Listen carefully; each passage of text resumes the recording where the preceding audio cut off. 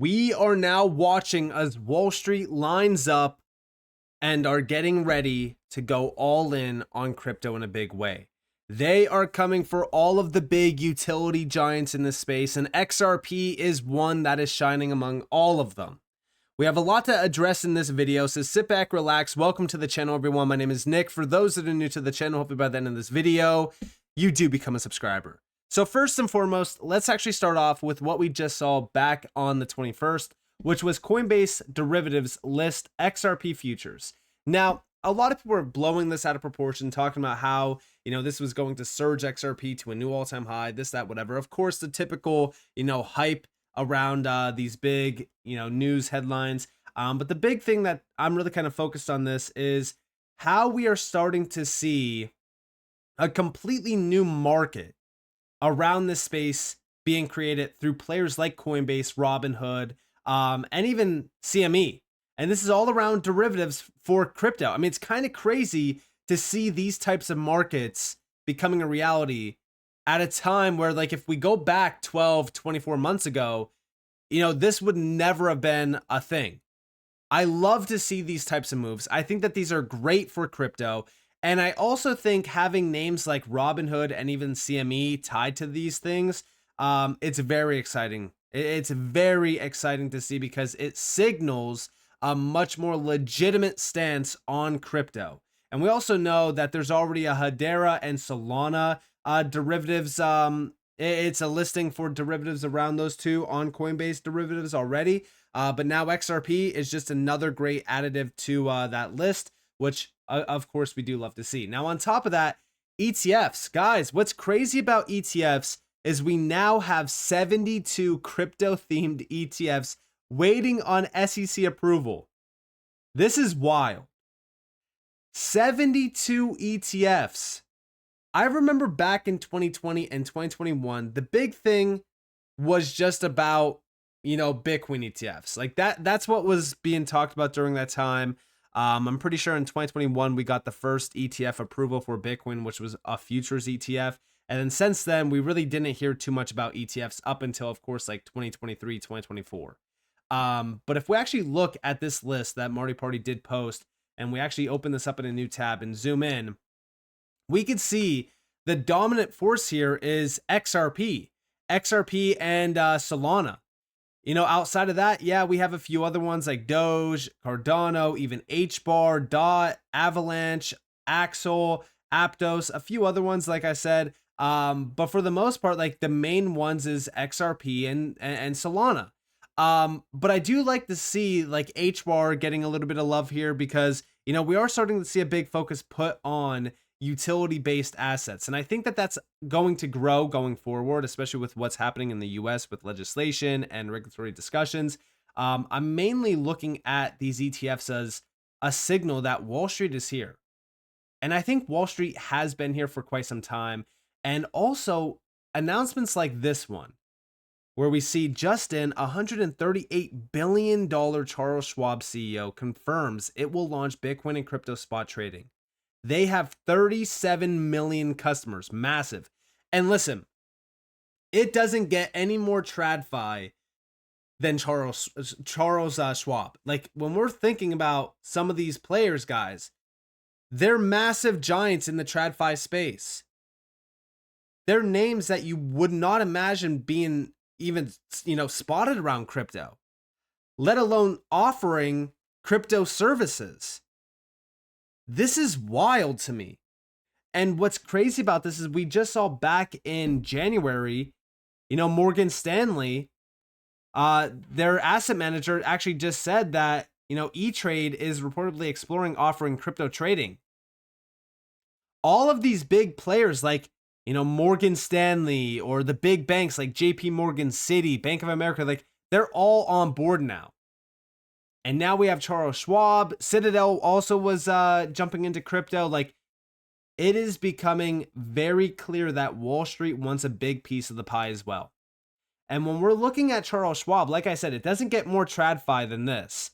So we can actually see that in December 2024, so at the end of 2024, they had 10.10 trillion in client assets 36.5 million active brokerage accounts, 5.4 million workplace retirement plan participant accounts, and 2 million banking accounts.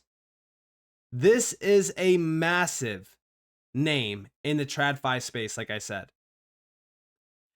But what's crazy about this, right, is they're now talking about offering crypto-based services. Where are we at this point in the shift from, crypto to Wall Street? Like, we're seeing that bridge it's already there, right? Like, first off, we're not seeing it created anymore. The bridge is there. They're now here. They're talking about, what they're doing with crypto, what they want to offer with crypto. And every single day, it seems as though there's a new announcement similar to this. Or you have the big banks now talking about crypto. Like on the 21st, the same day that we did get the announcement of, Charles Schwab, Deutsche Bank and Standard Chartered Bank seek to expand crypto operations in the US. Now, what's interesting about all of this is that, Standard Chartered, for an example, with Ripple, they invested into Ripple back in 2016. And then also back in 2023, Standard Chartered backed Zodia Custody joins Ripple-owned Medico's global crypto storage network. And we also got updates from Ripple Swell that Zodia was looking to integrate XRP and the XRP-L. They wanted to tap into it. Like, when we're thinking about what's really going on here, we're starting to see Wall Street and the institutional shift happen in real time. Like, the bridge was already created. Now they're all, going over the bridge into crypto. They want to go all in on this space. They want to be leaders in this space because they understand how much money is going to be touching this space, how many more individuals in terms like the retail sector are going to be flooding into this space, and how much larger this space will be in, say, for so like 5 years. Because guess what? Every single other day, we're hearing talks about tokenization efforts and initiatives being taken. On top of that, we see predictions getting thrown out about how much will be tokenized by 2030, 2033. It's in the trillions of dollars. So when we're really kind of looking at what's going on here, in my opinion, we're going to see a much larger shift from the institutional and Wall Street side, but it's also it's not going to look the way everyone is thinking. Like, we're going to see them jumping into the space, sure. They're going to offer a lot of crypto-driven services, 100%. But what we are also going to see is tokenization heating up. Because even though, Deutsche Bank and Standard Chartered Bank want to expand their crypto operations, they also want to tokenize, which is why Zodia Custody joined the Ripple, custody platform. On top of that, when we are thinking about Deutsche Bank, what's crazy about Deutsche Bank is, through their Flow website, which, this is their, it's basically insights and content into what's happening. This is from Deutsche Bank themselves. They actually made a post back in November of last year, which was titled "Embracing ISO 20022 for a Connected Future." We have in this, what's crazy about this, like, it's almost worded as if Ripple did write this. ISO 20022 has the potential to deliver the rich data needed to unlock trapped liquidity, finance trade that could not previously be reached, and deliver huge operational efficiencies. It's so crazy to see these types of, quotes, because this is exactly what Ripple has been stating for years. I mean, we could go back to 2017, 2018. I mean, it's just crazy to see this. And what's crazy about this article? It reads as if, Ripple, number one, wrote it. But number two, we have here from the global head of transaction banking at Standard Chartered Bank. We can use ISO 20022 to bridge between traditional and decentralized finance. So there we have the confirmation on how big ISO 20022 will be. But then we also see a direct quote down here. We see a very large number of payment service providers native on ISO 20022 and also quite a lot of coin providers. They include Circle's USDC and Ripple's XRP. Interesting that those are the only two mentioned here. He added, we could use ISO 20022 to bridge between traditional and decentralized finance. When you then take the rich data into that and combine it, you have almost the perfect innovation system. Developing a point, he made that ISO 20022 adoption really had to be looked at in conjunction with new technologies. So here we have the confirmation of what's actually going to happen here. This is why I said that Wall Street and institutions, they're coming for your crypto. And what I mean by that is not the fact that they want to steal your crypto. No, they are going to be utilizing the crypto assets that you are invested into. The proof is already out there. They've already told us everything that we need to know about this. And the bridge is already created. So we're going to start to see these platforms like Ripple Custody, for an example, getting tapped in, and tokenization efforts through, Ripple also being tapped in, payments through Ripple being tapped in, and then the underlying settlement asset, it doesn't matter if it's RLUSD or XRP, it's still over the XRP ledger, which is very beneficial for XRP.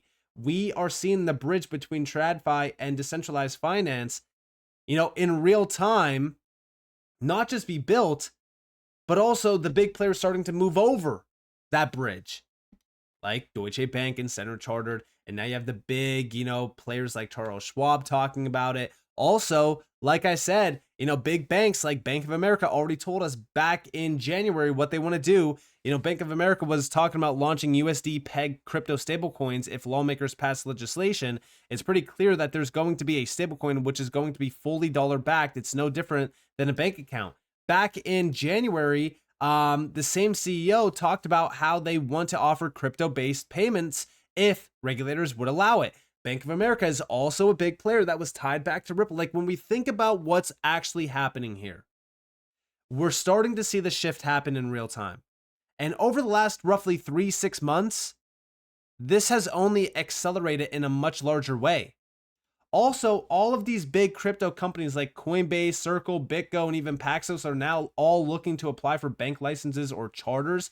And if we go back to, my post from April of 2024, I outlined all of the moves that Ripple was making. And I even said that, if you think about what Ripple is doing here, it looks like Ripple is on a path to becoming a bank. The best thing about this, though, is that Ripple right now is 10 times more bullish than just them applying to become a bank. And Smoke Dog did outline this perfectly.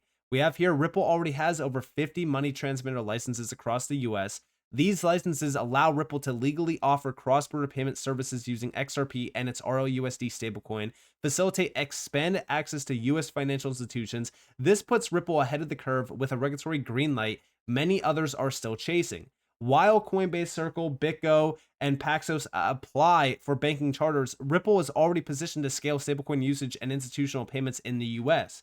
And we actually can see what these licenses do allow Ripple to do. They've already outlined it perfectly in this document. And what's crazy about this is you look at what these big banks want to offer, and then you look at what some of these big banks told us, which is with ISO 20022, this is going to deliver massive operational efficiencies and unlock trapped capital. And then you also look at the bridge that they mentioned down here, and they specifically mention XRP. Like, it's kind of crazy, but we are already, at this point, in my opinion, XRP holders are already rich. All we have to do is just wait. And I know that that's easier to say, it's very easy to say, but we know it's not going to be an easy battle, right? We know it's not going to be an easy battle at all. But in my opinion, big things are starting to happen now. You don't need me to tell you that. You can clearly see that for yourselves. I think that they only get much bigger from this point on. And I also think that, we don't have to wait forever to get rich off of XRP. I think that we will get rich this cycle off of XRP. We'll take our profits, we'll reinvest, we'll, still keep a moon bag on the sidelines. And then over time, I don't think that we have to worry at all about the price action of XRP because, from this cycle going forward, I think that we usher into a utility, bull run where, there is no more bear markets. It's just, utilization will determine the price. And I think that we're getting very close to that, especially with all these big names now tapping into the space. So with that being said, I hope that you guys enjoyed this video. If you guys definitely will like, subscribe, to notifications on because more free content. You guys are more than welcome to follow me on Twitter and join the free Discord in the description below. And with that being said, guys, this has been Nick. Thanks for watching. Peace out.